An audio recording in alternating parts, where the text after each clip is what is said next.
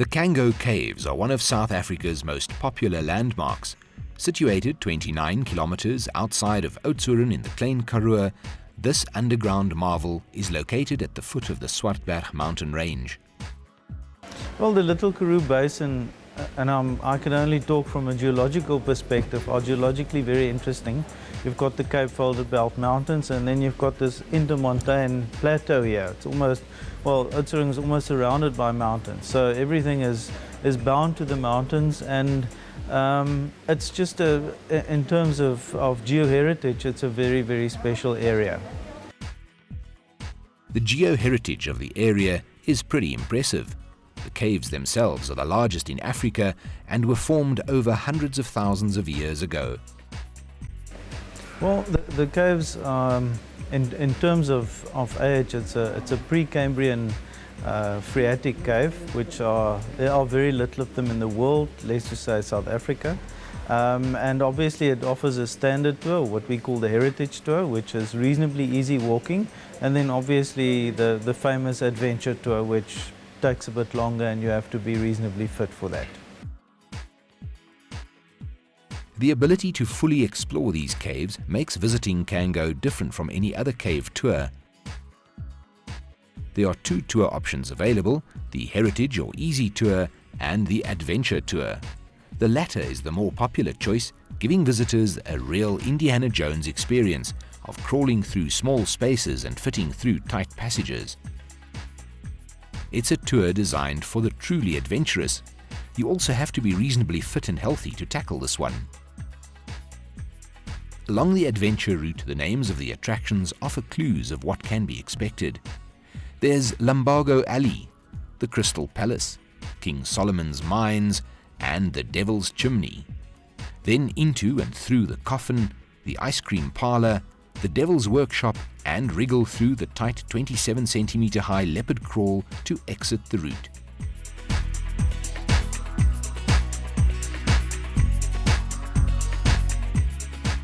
Once you are done with the adventure, you're bound to have worked up an appetite. At the Kango restaurant, staff will whip you up something delicious to feed that hunger. After lunch, you can walk around and find out a little more about the history of the caves. The heritage is very important for us, and that obviously entails the history.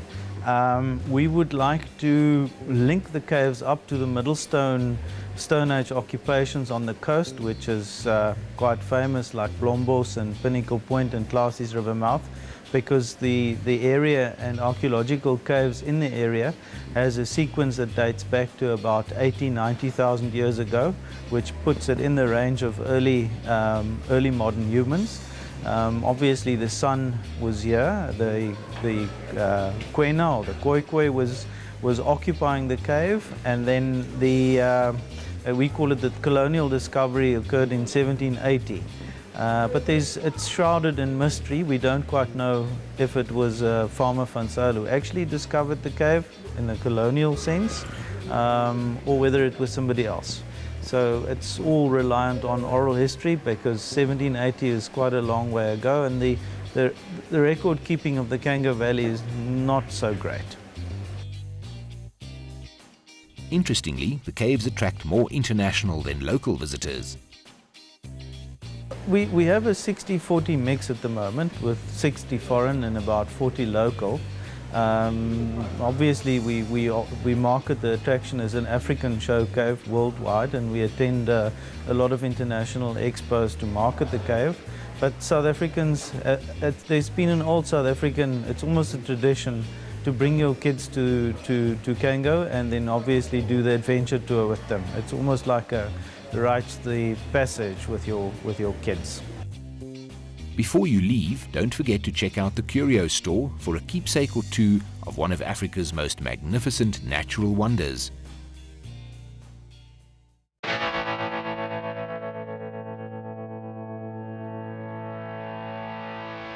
With the day still young, why not head to the Kango Wildlife Ranch? It's a scenic 30-minute drive from the caves.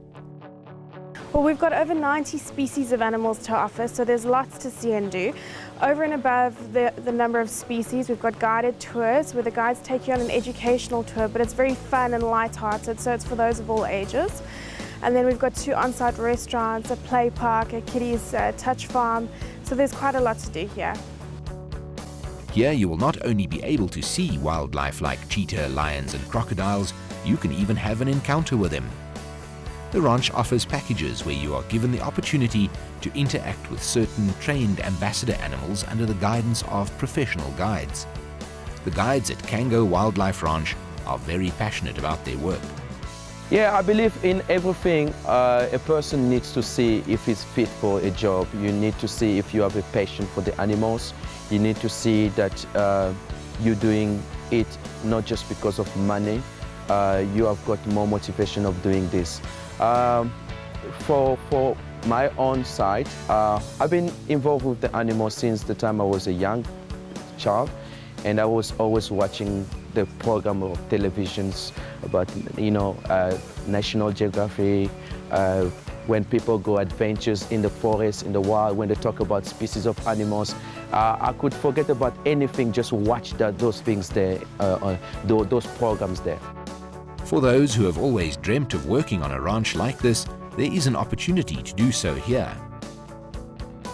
We do. We've got a fantastic volunteer program. It started about 2 years ago. It's our own in-house program, and we have a lot of internationals coming, a lot of students, a lot of interns. We've actually, again, for people of all ages, we've had people come on work holidays, 50 and older. We've even had a lady from England who comes every year who's 75. So again, it's just a fantastic opportunity to get close to some really unique animals.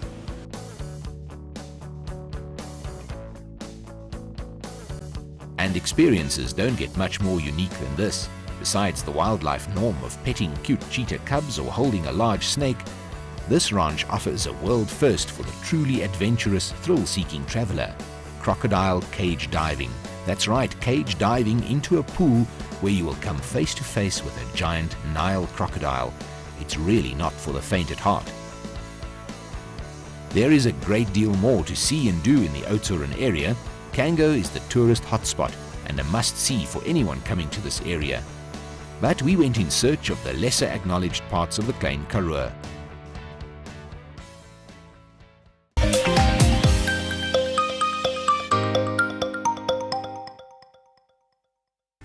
Now, the Kango Caves may be the popular tourist choice when traveling along the garden route, but along the M12, through one of the most beautiful mountain passes in the country, we found ourselves in De Rust.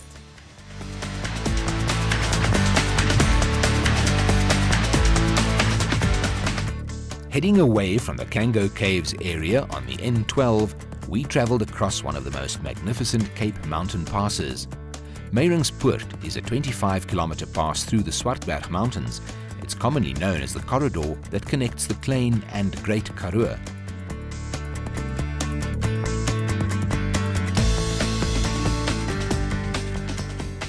Ja, dit is Meiringspoort. Soos julle kan sien, dit het nou weer lekker verspoel. Nou, dit is iets wat 'n groot probleem was vir die boere uit die Karoo, dat as hulle met hulle wol op hulle ossewaans deur Meiringspoort wou gaan, dat hulle gekonfronteer werd met die groot hoeveelheid vloede wat die is. So seker 4 keer die jaar is hierdie vloed nog tot vandag toe nog, maar in die ou dae was dit ook. En hulle moes toen oor 23 driffies gaan deur hierdie pragtige Swartberg-formasie om op die manier uiteindelik in De Rust te kom en daar tot ruste te kom. Vandaar die naam De Rust, die pragtige dorpie De Rust, wat julle seker en vast moet gaan bewonder. It's 'n klein pittoreske dorpie met nogal interessante geetjies. En dan as julle nou sien, so hierdie driffies en hierdie baie moeilike terrein waar hulle deur moes ry met die ossewaans was nie 'n grappie nie. So gereeld het hulle gesukkel om deur die driffe te gaan. Hulle het die driffe almal 'n naam gegee. Vandag is daar 25 plekkies waar ons oor ry met die voertuie. Hulle moes 2 driffies of 2 oorgange meer bou om seker te maak dat die voertuie van vandag daar deur kon ry. Maar in die ou dae met die ossewaans het hulle baie meer moontlikhede gehad om op 'n korter afstand te draai en so deur die ongelooflik moeilike canyon of gorge, soos die Engelse sê, deur te gaan. Nou dit is wat julle nou hierso sien. One of the standout features of this pass is the Meiringspoort waterfall. Legend has it that there's a mermaid who lives at the foot of this waterfall.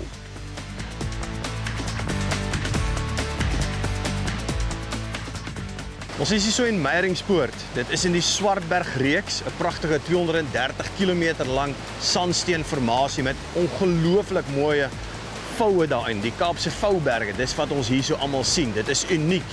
Enige mens se mond staan oop en sy asem bly weg as hy hierdie omgewing sien. En as ons nou agter ons kyk, die pragtige waterval, dit is 'n waterval wat eintlik jaar rond water het. Enige tyd van die jaar, in die winter massief baie, dan sou ons nie hier kan staan nie, dan is ons sopnat. In die somermaande is meestal 'n gewone, gentle waterval wat ons sien. Nou dit val 60 meter diep en 'n poel van so 9 meter. Dit was ooit 'n kolkgat geweest, met ander woorde, hy is rond, soos vir die mense wat weet, in Mpumalanga, die potholes van Bergslug, dis ook so, dis soeke spoelgate wat ontstaan het miljoene jare terug. In die ou tyd het hulle gedink dat die gat waar die water is, onmeetlik diep is. Tot hulle nou 'n aantal jare gelede duikers afgestuur het wat toen besluit het dat die water 9 meter diep is, of dat die eintlike poel so 9 meter diep is. Daar is sover ons weet geen suidelingse kanale waarin die water wegsypel nie, so alles kom soos wat julle dit hier so sien en gaan dan verder om dan so in die groot rivier af te gaan. This beautiful pass served as inspiration for one of Afrikaans literature's great writers, C.J. Langenhoven. Ja, hier sien ons nou hoe C.J. Langenhoven, 'n bekende digter wat soveel boeke geskryf het en op allerlei vlakke ingenieus was en briljant was, hoe hy hier in hierdie rots herrie in gekap het en gebytel het eintlik.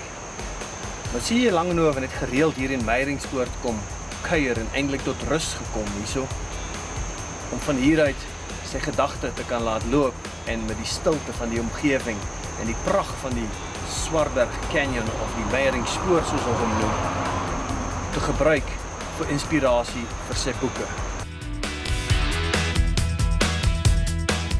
At the end of the pass, you will find yourself in the quaint town of De Rust, the gateway to the Klein Karoo.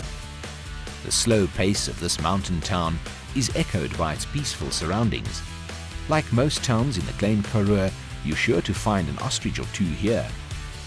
Lining the main road, you will find colonial-style buildings that have been transformed into restaurants, coffee shops, and gift stores.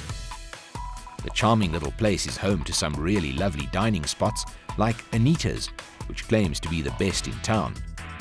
At Jack Sprat, named after the children's nursery rhyme, you can pick up a locally made trinket and a cup of coffee.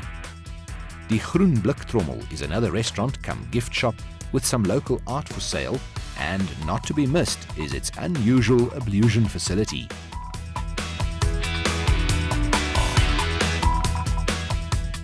And if you want to spend the night in this Klein Karoo town, why not try the Kabelrust B&B or Oliviersrust? Before you leave De Rust, be sure to stop off at Spekboom, or one of the gift shops that are sure to have something for everyone.